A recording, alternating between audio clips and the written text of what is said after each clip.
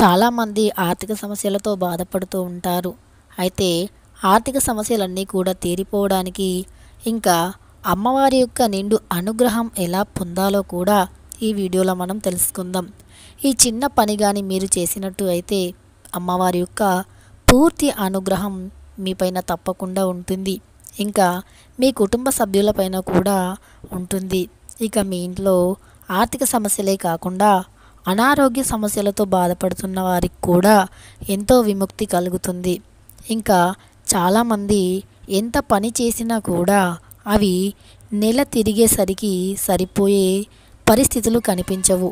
అంటే ఎంత కష్టపడి పని చేసి ఎంత సాలరీ ఉన్నా సరే మళ్ళీ నెల వచ్చేసరికి ఒక్క రూపాయి కూడా మిగలదు. మళ్ళీ ఆడికాడికే అవుతూ ఉంటాయి తప్ప మనం సేవ్ చేయడానికి మాత్రం డబ్బులు మిగలవు. ఇంతేకాకుండా ఇంకా చాలామందికి ఎంతో పని చేస్తూ ఉంటారు, ఎంతో సంపాదించినట్టే సంపాదిస్తారు, కానీ మళ్ళీ వారి ఇంట్లో ఏదో సమస్య వచ్చి ఆ డబ్బంతా కూడా అయిపోతూ ఉంటుంది. అయితే ఇలా కానీ అయిపోయినట్టు అయితే మనం సేవ్ చేయడానికి ఏమీ ఉండదు. కాబట్టి మన ఇంట్లో డబ్బు అనేది ఎలా సేవ్ చేయాలి, ఈ డబ్బు అనేది సేవ్ కావాలి అంటే అమ్మవారి యొక్క అనుగ్రహం తప్పకుండా ఉండాలి. ఇలా అమ్మవారి యొక్క అనుగ్రహం కనుక ఉన్నట్టు అయితే మీ ఇంట్లో డబ్బు పొదుపు అవుతుంది. ఇంకా ఆరోగ్య సమస్యలు అయితే అస్సలు రావు. మీ ఇంట్లో డబ్బుకి కొరత అనేదే ఉండదు. ఎందుకంటే ఆ అమ్మవారి యొక్క ఆశీస్సులు కనుక మనపైన ఉన్నాయి అంటే ఇంకా మన ఇంట్లో డబ్బు సమస్యలు అనేవి ఉండవు. అంతేకాకుండా ఇంట్లో ప్రశాంతమైన వాతావరణం కూడా ఏర్పడుతుంది. గొడవలు, చికాకులు, ఆరోగ్య సమస్యలు ఇలాంటి సమస్యలతో సఫర్ అవుతున్న వారికి కూడా ఎంతో విముక్తి కలుగుతుంది. అయితే ఇవన్నీ జరగాలి అంటే అమ్మవారి యొక్క ఆశీస్సులు అనేవి మనపైన తప్పకుండా ఉండాలి. అయితే అమ్మవారు మనల్ని పూర్తిగా ఆశీర్వదించడానికి నేను ఈ చెప్పే పూజ మీరు తప్పకుండా చేయండి. దీనికి పెద్ద శ్రమ పడాల్సిన అవసరం అయితే లేదు. అయితే నేను చెప్పేది శుక్రవారం రోజున తప్పకుండా ఇలా పాటించి చూడండి ఇంట్లో ఆడవారు. అయితే తప్పనిసరి అమ్మవారి యొక్క అనుగ్రహం అయితే మీరు పొందగలుగుతారు. ఇప్పుడు ఎలా చేయాలి, ఏం చేయాలి అన్నది తెలుసుకుందాం. అయితే శుక్రవారం అనగానే ప్రతి ఆడవాళ్ళకి గుర్తొచ్చేది లక్ష్మీదేవత. అందుకని అమ్మవారి యొక్క ఆశీస్సులు పొందాలి అని ప్రతి ఇంట్లో కూడా ఆడవారంతా అమ్మవారి యొక్క పూజలను చేస్తూ ఉంటారు. అమ్మవారికి ఇష్టమైన నైవేద్యాన్ని కూడా వండుతారు. అయితే ఇంకా దీంతో పాటు మీ సమస్యలు తీరాలి అంటే ఈ శుక్రవారం ఇలా చేసి చూడండి. అయితే శుక్రవారం రోజున ఎరుపు రంగు చీరను కట్టుకొని ఇంకా ముఖ్యంగా ఇవన్నీ చేయడానికంటే ముందు మీ ఇల్లుని శుభ్రం చేసుకోవాలి. మీ వాకిల్ని కూడా చాలా శుభ్రం చేసుకోవాలి. ముందుగా ఎరుపు రంగు చీరను, ఎరుపు రంగు గాజులను ధరించి మీ పూజ గదిలో దీపాన్ని వెలిగించాలి. ఆ తర్వాత మీరు ఎరుపు రంగు పువ్వులని పెట్టుకోవాలి. మీ ఇంట్లో ఉన్న లక్ష్మీదేవి పటం వద్ద ఎరుపు రంగు పువ్వులను పెట్టి, ఎరుపు రంగు గాజులని పెట్టి, వీలైతే మీ దగ్గరుంటే 2 తమలపాకు వాటిపైన వక్కను ఉంచండి. అలా ఉంచి అమ్మవారికి నైవేద్యంగా 2 అరటి పండ్లతో పాటు క్షీరాన్నం కానీ లేదా పాయసాన్ని కానీ పాలతో వండిన నైవేద్యాన్ని అమ్మవారికి పెట్టండి. ఇలా పెట్టిన తర్వాత మీరు అమ్మవారికి పసుపు కుంకుమతో పూజ చేయండి.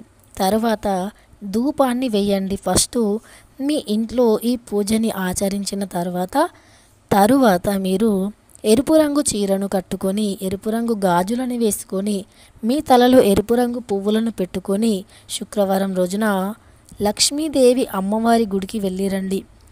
మీరు గుడికి వెళ్ళే ముందు మీరు ఎరుపు రంగు పూలను తీసుకొని వెళ్ళాలి. ఎరుపు రంగు పూలని గుడికి తీసుకొని వెళ్ళి ఆ పూలతో అమ్మవారికి అభిషేకాన్ని చేయాలి. పూలతో అభిషేకాన్ని చేసినా పర్లేదు, లేదంటే అమ్మవారి పాదాల వద్ద ఎరుపు రంగు పూలను పెట్టి పూజించాలి. ఇలా పూజించి ఆ పూలని ఇంటికి తీసుకొని రండి.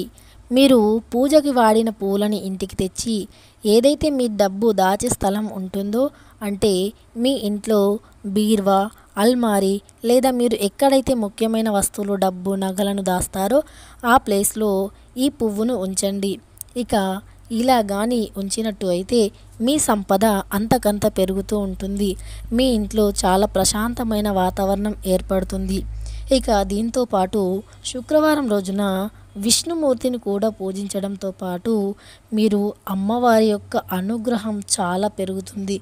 విష్ణుమూర్తిని కూడా పూజించడం వల్ల అమ్మవారి అనుగ్రహంతో పాటు విష్ణుమూర్తి యొక్క అనుగ్రహం కూడా కలిగి మీరు సంపన్నులు, సుఖశాంతులు పొందుతారు. అష్టైశ్వర్యాలు, ఆయురారోగ్యాలు, భోగ భాగ్యాలు అనుభవిస్తారు. అందుకని అమ్మవారి యొక్క ఈ పూజని ఆచరించండి. ఇక విష్ణుమూర్తి యొక్క అనుగ్రహాన్ని కూడా మీరు పొందండి. ఇలా చేసి మీరు అమ్మవారి మనసుని గెలుచుకొని మీ ఇంట్లో ఐశ్వర్యాభివృద్ధి చేసుకోండి. ఇక ఇదంతా నమ్మకంతో, భక్తితో, శ్రద్ధగా చేయండి. అప్పుడే మీ మనసులో కోరిక అనేది నెరవేరుతుంది. మీరు అసంతోషంగా అంటే సంతోషంగా లేకుండా ఏదో చేశామా అన్నట్టు కాకుండా భక్తితో, నమ్మకంతో కానీ ఏ పని చేసినా కూడా అది పూర్తి ఫలితాన్నైతే ఇస్తుంది తప్ప పైపైన మీరు ఏదో చెప్పారు కదా, చేశాం కదా అన్నట్టు చేస్తే, నమ్మకం లేకుండా చేస్తే గనుక ఈ పూజకి ఫలితాలే ఉండవు. ఈ పూజే కాదు, ఏ పూజకి కూడా ఫలితం అనేది అంతంతగా రాదు. కాబట్టి ఎప్పుడైనా కూడా నమ్మకంతో, భక్తితో, శ్రద్ధగా చేయాలి. ఫస్ట్ మనం అమ్మవారిని భక్తి శ్రద్ధలతో పూజిస్తే తరువాత అమ్మవారు మనకు కావలసినవన్నీ ఇస్తారు తప్ప ఏదో కావాలి ఖచ్చితంగా అని చేయకుండా ముందు మీరు అమ్మవారికి సేవ చేస్తున్నాము, అమ్మవారికి ఇష్టమైంది పెడుతున్నాము అనే భక్తితో చేయండి. అప్పుడు తప్పకుండా మీ పనుల్లో విజయాలు కలుగుతాయి.